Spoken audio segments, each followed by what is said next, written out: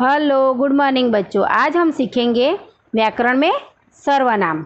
सर्वनाम किसे कहते हैं? वाक्य में एक संज्ञा के स्थान पर प्रयोग में आने वाले शब्द को सर्वनाम कहते हैं। यानी कि संज्ञा यानी नाम के आगे संज्ञा किसे कहते हैं? हम नाम। नाम को संज्ञा कहते हैं व्याकरण में। तो संज्ञा के स्थान पे जो शब्द हम उपयोग करते हैं उसे हम सर्वनाम कहते हैं। तो सर्वनाम कितने प्रकार के होते हैं? तो सर्वनाम 6 प्रकार के होते हैं। पुरुषवाचक सर्वनाम, निजवाचक सर्वनाम, निश्चयवाचक सर्वनाम, अनिश्चयवाचक सर्वनाम, संबंधवाचक सर्वनाम और प्रश्नवाचक सर्वनाम। तो 6 प्रकार के सर्वनाम होते हैं।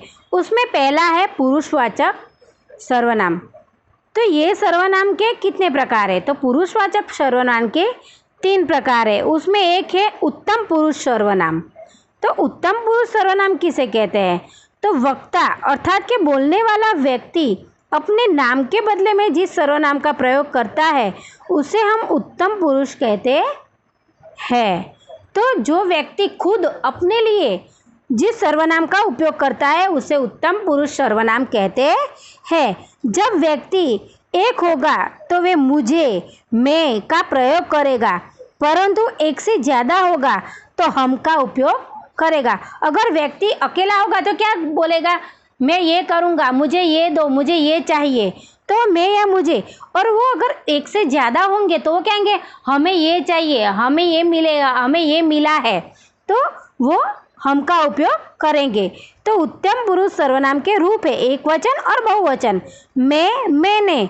तो मैं अकेला होगा तो मैं कहेगा, अगर बहुवचन में ज़्यादा होंगे तो वो हम बोलेंगे, हमने किया, हम, मुझे, मुझे दो, हमें दो, बहुवचन में हमें हो जाएगा। मुझसे ये हुआ, और ज़्यादा होगे तो वो क्या बोलेंगे? हमसे ये हुआ, मेरे लिए लाना। और अगर ज़्यादा होगे तो क्या बोलेंगे? हमारे लिए ये चीज़ लाना। दूसरा है मध्यम पुरुष सर्वनाम। तो मध्यम पुरुष सर्वनाम किसे कहते हैं?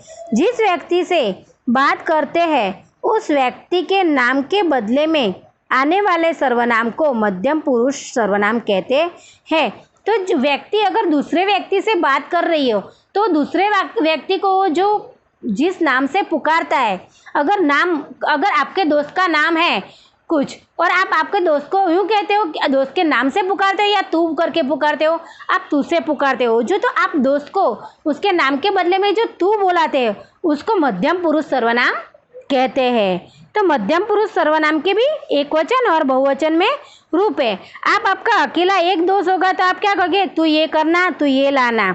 अगर बहुत सारे होंगे, तुम लोग ये करना मेरे लिए, तो आप बहुवचन में तुम लोग कहोगे।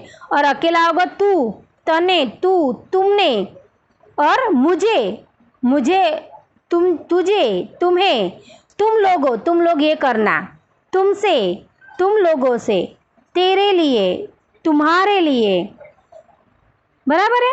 तो ऐसे मध्यम पुरुष जो दूसरों के लिए हम उपयोग करते हैं उस सर्वनाम को मध्यम पुरुष कहते हैं, जिनसे हम बात करते हैं।